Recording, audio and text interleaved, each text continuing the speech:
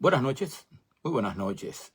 Me dicen por favor si se escucha bien, porque, perdón, se me quedaron los micrófonos en Santo Domingo y vamos a tener que ver cómo nos juntamos con ellos rápidamente.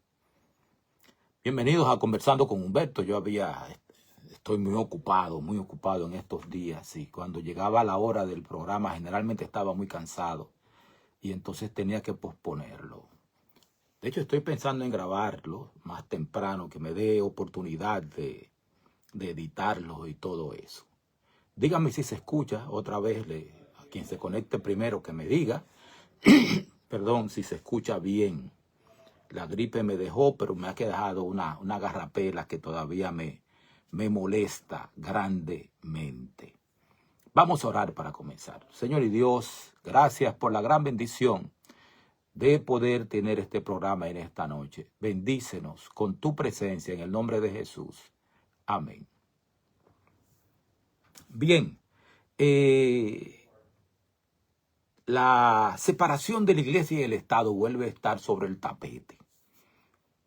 La guerra cultural, Cristobalina Veras, dime si se escucha bien, Cristobalina, que no me traje los micrófonos, se me quedaron allá donde Odette. Dime si se escucha. La separación en la iglesia y el Estado ha vuelto otra vez al tapete por el asunto de la guerra cultural y del interés, el interés que hay de las iglesias, no del gobierno, de las iglesias de utilizar el Estado, porque es algo que tenemos que tenerlo muy claro. Cristobalina, Maribel, dígame si me escuchan, si se escucha bien. Buenas noches, Cristobalina. Necesito saber si se escucha bien porque se me quedaron los micrófonos en Santo Domingo. Nadie me responde. Sigo hablando entonces. El interés, no del Estado, el interés de las iglesias, muchas gracias Cristobalina, de las iglesias por acceder al poder del Estado. Fíjense que esto es extraño. En el año 313, cuando Constantino no oficializa, sino que hace del cristianismo no la religión oficial, del Estado, eso fue ya para el año 380, que se hizo religión oficial el cristianismo, pero que le quitó la persecución, la penalidad al cristianismo, lo hizo por intereses del Estado, intereses básicamente políticos. No había cohesión en el Imperio Romano, había muchas dificultades, guerras civiles, habían como 4 emperadores operando. Perdón, esposa querida, bienvenida, Maribel Cadet, bienvenida. Operando al mismo tiempo, o sea, no había manera de poder organizar el Estado.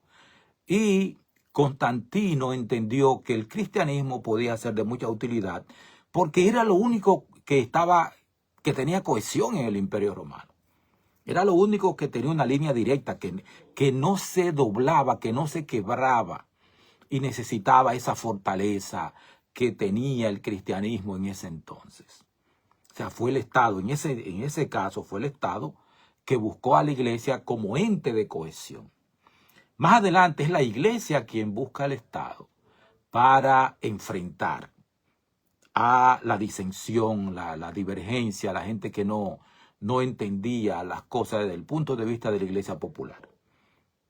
Pero vamos primero con lo bíblico, porque ahora hay gente que ha decidido poner a un lado, en muchos sentidos, poner a un lado lo que Jesucristo dijo, lo que Dios dice, e inventa tesis o teorías que sustituyen lo que Dios dijo. Mateo 22, 21, dad pues a César lo que es de César y a Dios lo que es de Dios. En este caso se está hablando específicamente de tributos, de pagar impuestos y cosas así. Cristo distingue 2 jurisdicciones claramente aquí. La jurisdicción terrenal con un objeto, que es el gobierno, orden, regular las cosas. Romanos 13 habla claramente del rol del Estado. Pero Romanos 13 se tiene que gobernar por Hechos 5:29. Es menester obedecer a Dios antes que a los hombres. O sea, no es que el Estado es omnímodo, no. Dios tiene controles para el Estado. Hechos 5:29. Es menester obedecer a Dios antes que a los hombres. O sea, Jesucristo establece dos instituciones o distingue dos jurisdicciones con distintos objetivos. La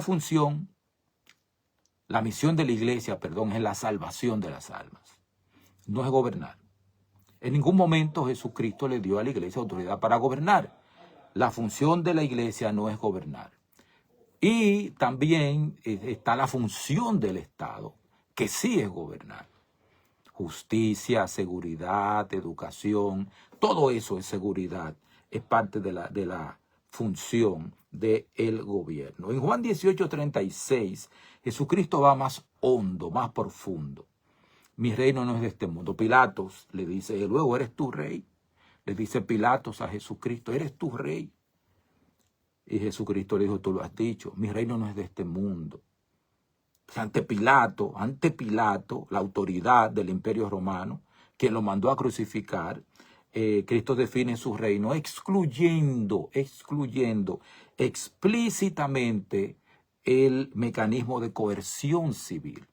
Si se fijan en toda la historia bíblica, no del Antiguo Testamento porque era una teocracia. La teocracia murió cuando Jesucristo, el mecanismo de coerción civil no existe en el Evangelio de Jesucristo. El que creyere y fuera bautizado será salvo, para que todo aquel que en él crea no se pierda, mas tenga vida eterna. O sea, hay un ejercicio pleno de la independencia de la voluntad humana en el proceso de salvación. Más aún, Jesucristo le dice a Pilato, si mi reino fuera de este mundo, mis servidores pelearían si fuera de este mundo.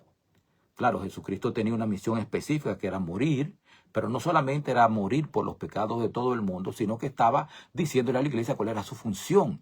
La función, hey, Aneuri, bienvenido, muy bienvenido. Saludos para ti, saludos para tu esposa, para tu bebé, grande que está, gloria a Dios.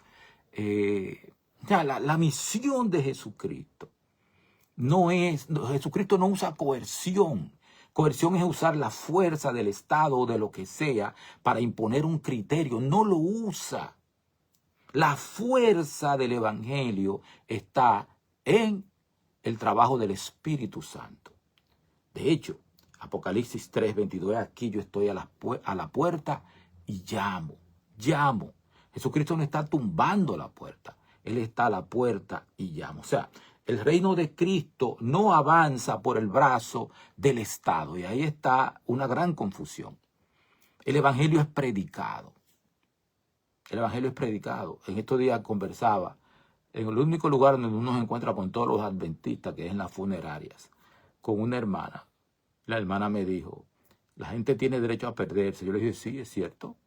Dios mismo respetó eso. De hecho, la lección de escuela sabática de la semana pasada nos habló de eso.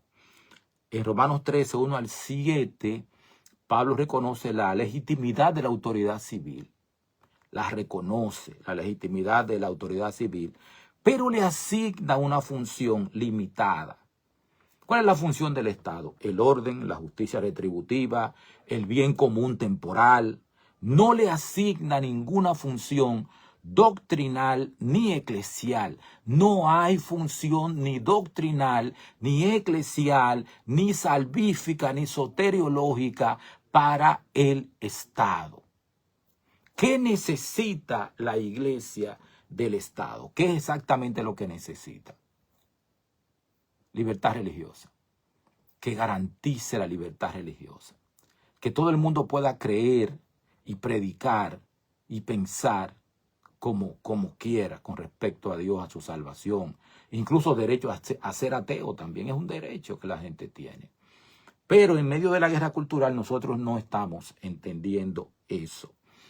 Hay otro texto que los adventistas conocemos bien, que es Apocalipsis 3, el núcleo profético adventista. La bestia que sube. No, ministro, no es así. Ignacio de la Cruz, no es así. La ética de Occidente no solamente se formó por el cristianismo. La ética de Occidente también viene de los griegos. La ética de Occidente también viene del derecho romano. Hay muchas cosas que conforman el pensamiento. Y además acuérdese que no solamente Occidente ha existido desde hace mucho tiempo. China existe desde hace muchísimo tiempo. Y ha existido y ha sido un gran imperio sin el cristianismo. Entonces nosotros no podemos circunscribir nuestra mente, nuestro entendimiento de lo que es la humanidad solamente a Occidente. Hay otras naciones que también han crecido. Japón. Japón durante muchísimo tiempo ha sido una gran nación. Durante muchísimo tiempo, desde el tiempo de los samuráis, Edo, Kioto y todo ese tipo de cosas. Pero Japón nunca ha sido una nación cristiana. Todavía no lo es. Entonces nosotros no podemos circunscribir todo lo que es el universo, todo lo que es la tierra, solamente a Occidente. Exactamente, Aneudi.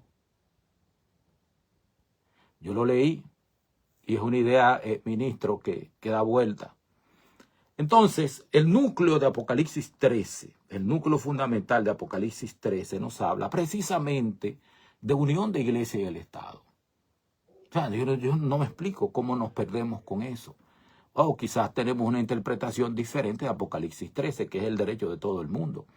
Pero el asunto es que el núcleo de Apocalipsis 13, la bestia que sube de la tierra, ejerce poder como el primer dragón, como la primera bestia, religioso, un poder político religioso, fusionado, y obliga a la adoración bajo pena de muerte económica y también muerte física. Entonces el texto describe la fusión del poder eclesial y el poder coactivo del Estado como el mecanismo de la apostasía final.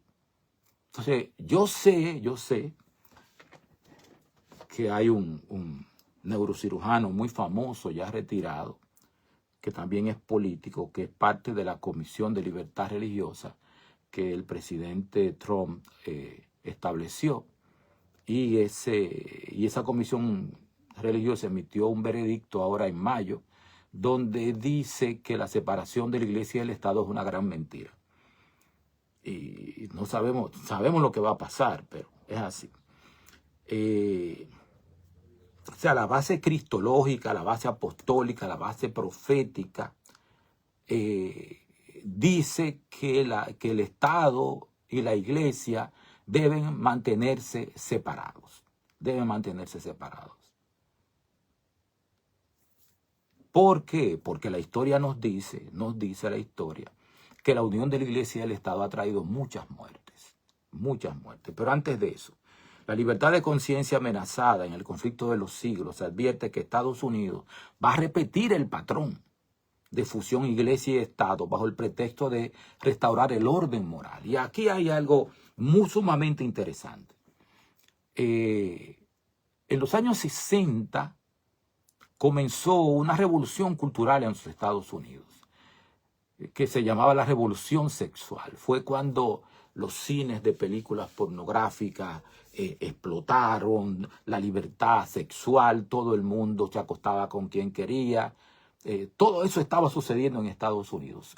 Y las iglesias protestantes se dieron cuenta de que estaban perdiendo el pulso con el liberalismo que había, que rondaba en libertinaje muchísimas veces, y decidieron, por ahí vino también el aborto, la liberalización del aborto, también vino el matrimonio homosexual, no de los años 60, sino más adelante, principios de los 70 fue la liberalización del aborto, y el matrimonio LGBT también vino más adelante. Buenas noches, Eliezer Pérez, mi hermano, mi amigo, mi líder y mi guía muchísimas veces.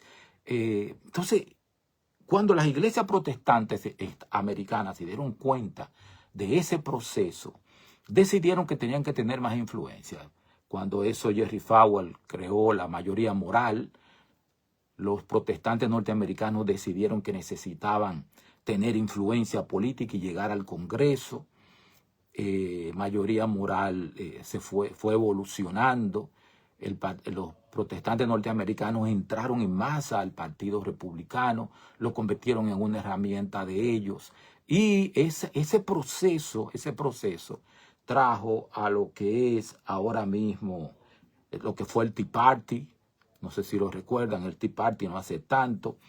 Y tienen sus senadores, sus diputados, que eligen jueces, aprueban leyes que tienen que ver con la moral general de los Estados Unidos.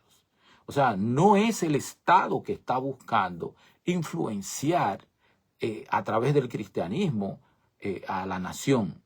Es la iglesia, la protestante, que está buscando influenciar a la nación con el uso del Estado. En Testimonios para la Iglesia, tomo 5, la hermana White fue categórica, muy categórica, en que el movimiento por la legislación dominical, ustedes recordarán, en el año de 1888, el senador Blair propuso una ley dominical federal en Estados Unidos.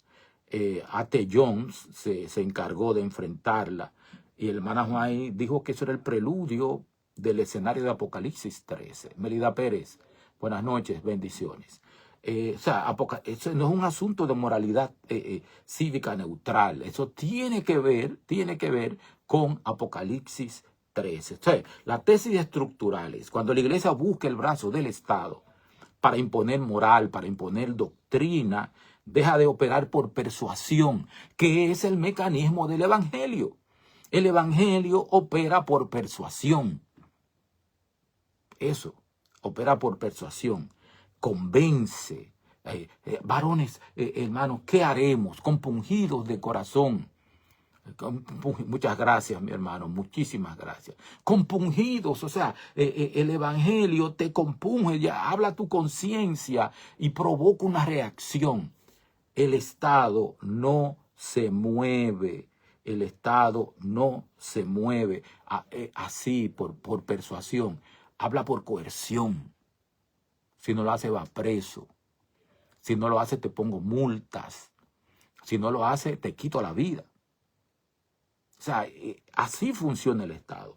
Entonces, el método que se pretende utilizar es anticristiano, es anticristo, en el más simple sentido de la palabra.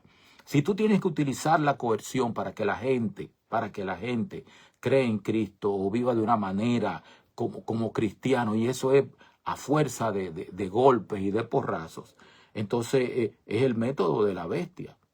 Es el método de la bestia. O sea, el problema no es qué doctrina se impone, que también es un problema, sino el método que se está empleando la fuerza. Y Jesucristo nunca le dijo a su iglesia que utilizara la fuerza para predicar el evangelio.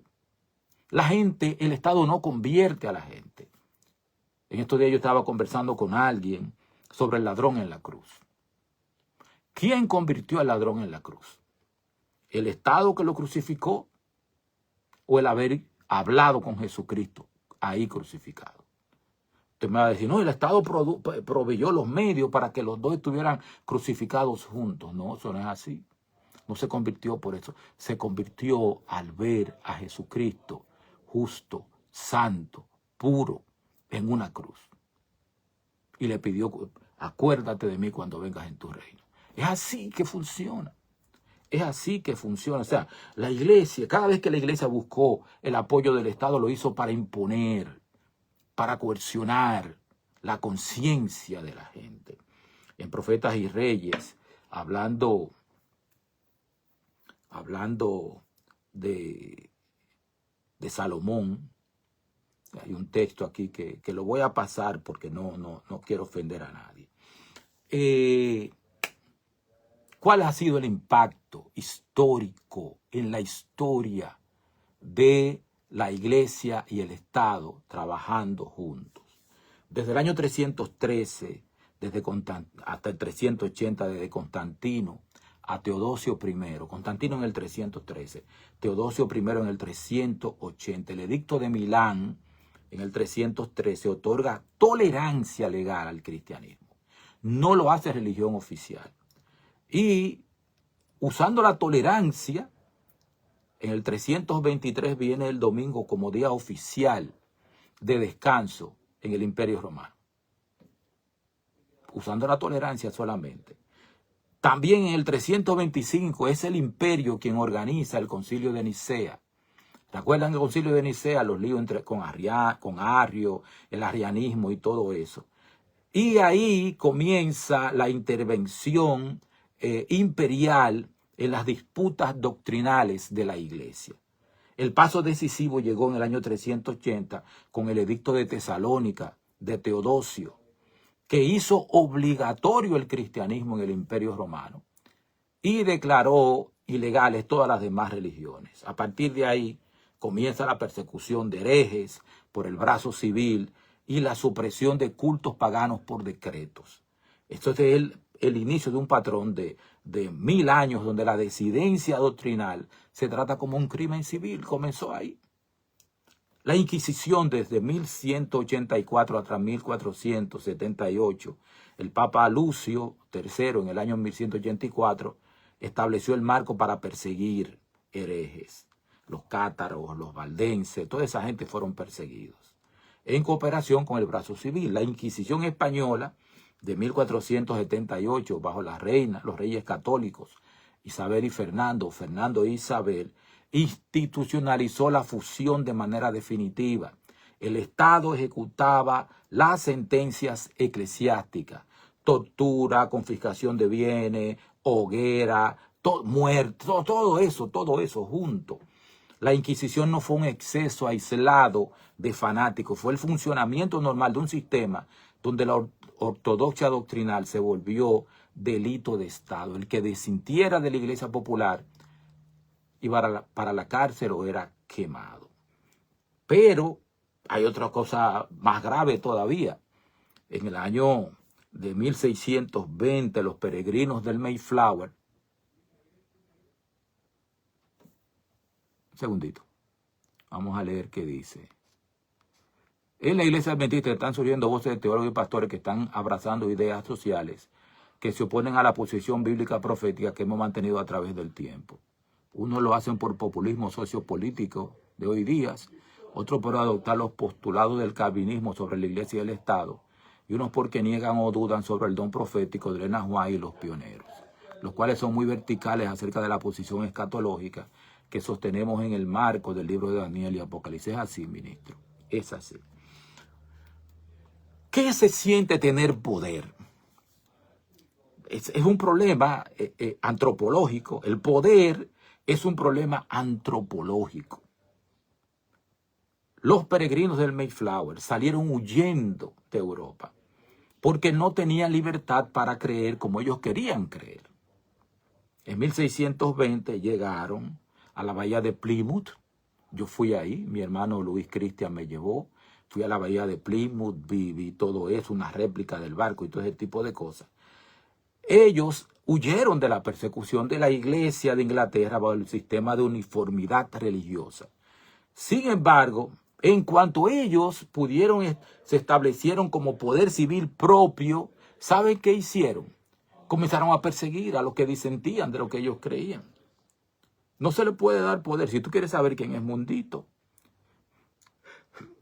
si tú quieres saber quién es Mundito, dale un mandito, escribió Balaguer en Los Carpinteros. Yo tengo ese libro todavía. O sea, Roger Williams fue expulsado de Massachusetts en 1635 porque disentía doctrinalmente y tuvo que irse a Rhode Island a establecer la primera colonia en Estados Unidos que separó la iglesia del Estado. Ann Hopkinson fue juzgada y desterrada en 1638 por enseñar una doctrina diferente. Los cuáqueros de Boston, 1659 a 1671. Mary Dyer y otros fueron ahorcados por practicar y predicar su fe disidente. Tenían una fe diferente. En 1692, 20 personas fueron ejecutadas por brujería en un sistema donde la autoridad civil y la autoridad eclesial eran la misma.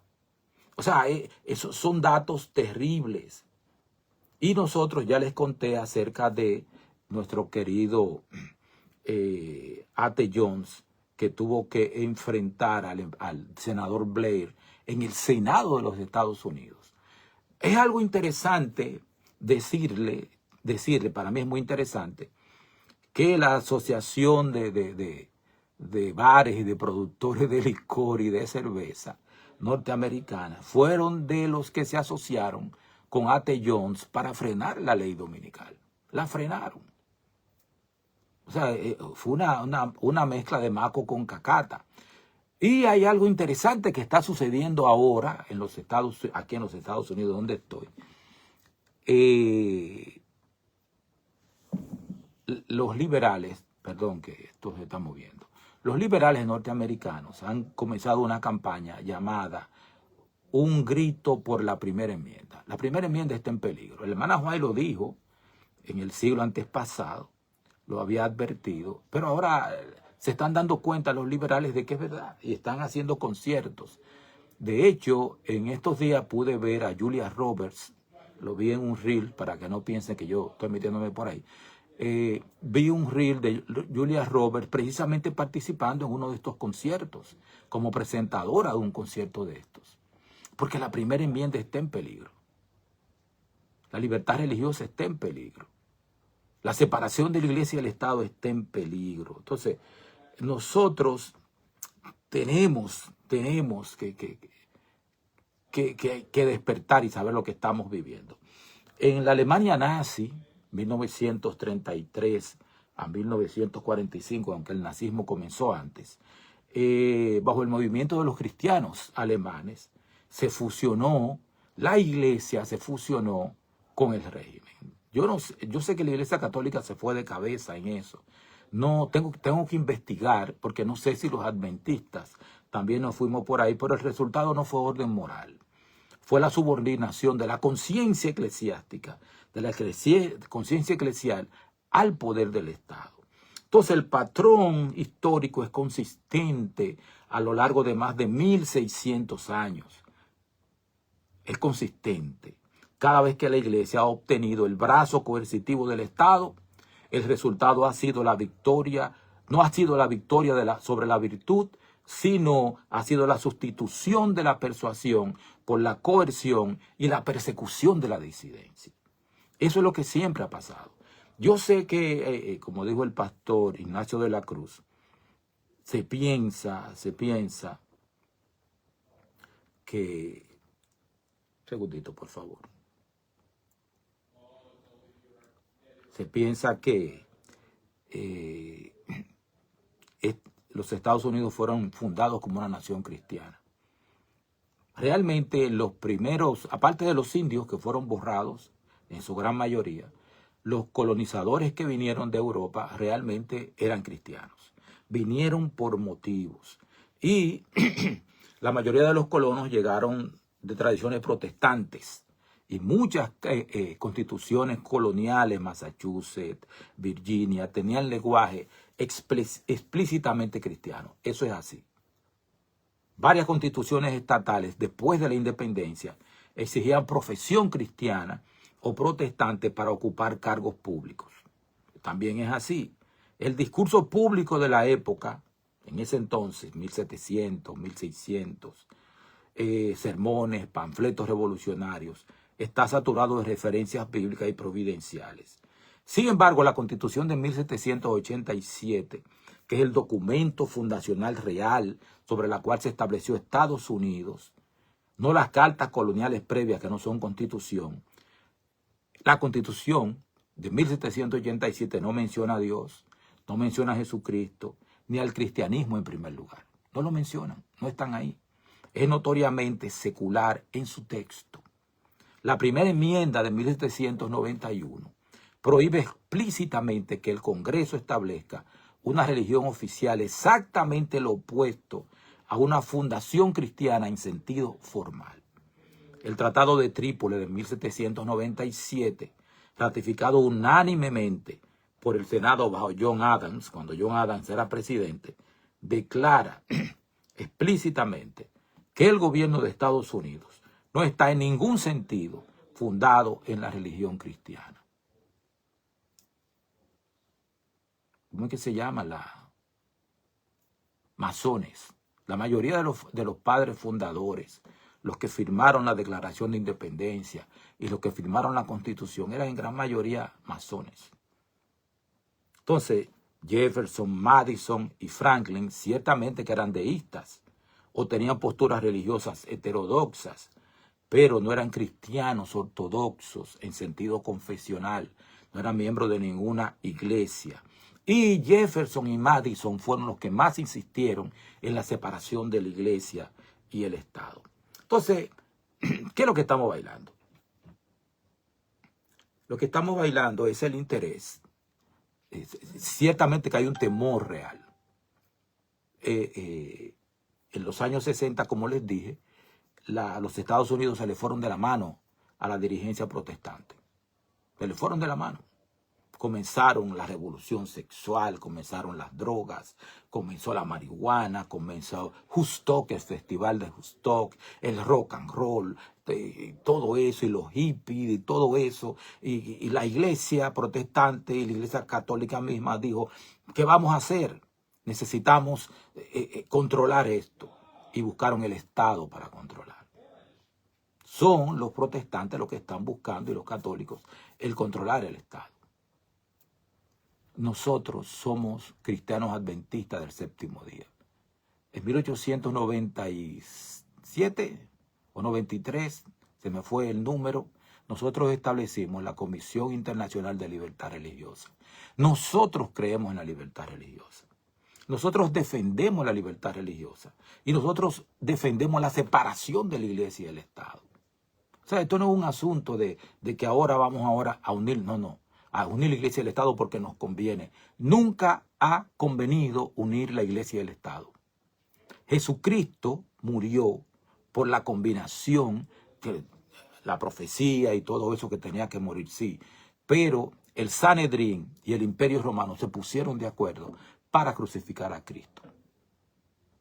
Jacobo, el hermano de Juan, también fue muerto por Herodes a intención del Sanedrín de los dirigentes judíos.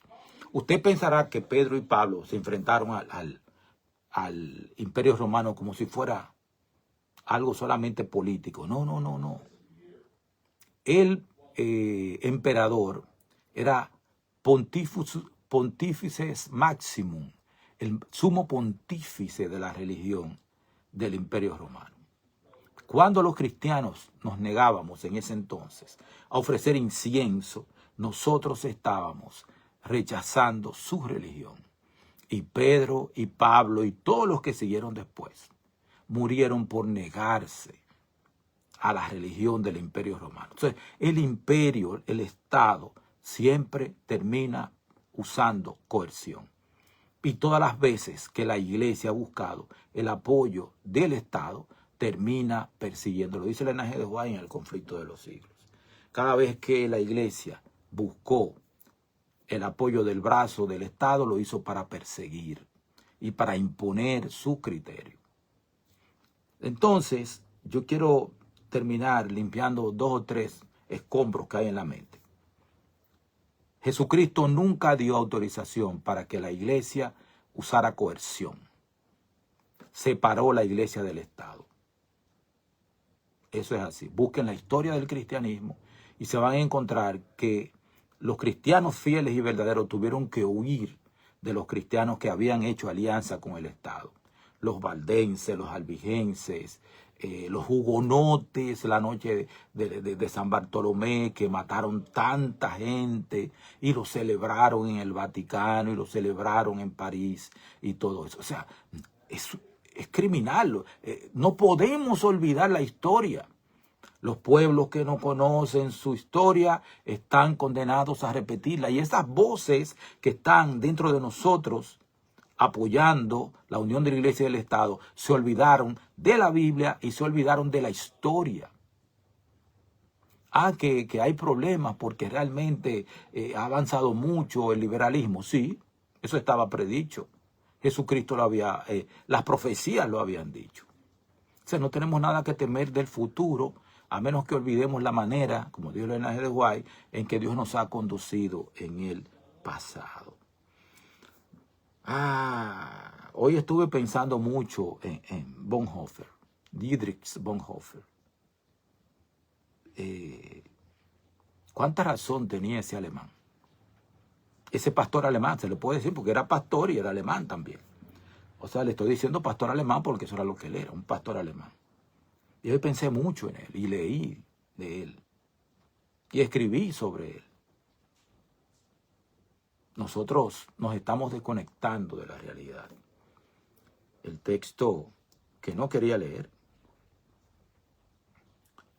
está en Profetas y Reyes, página 188.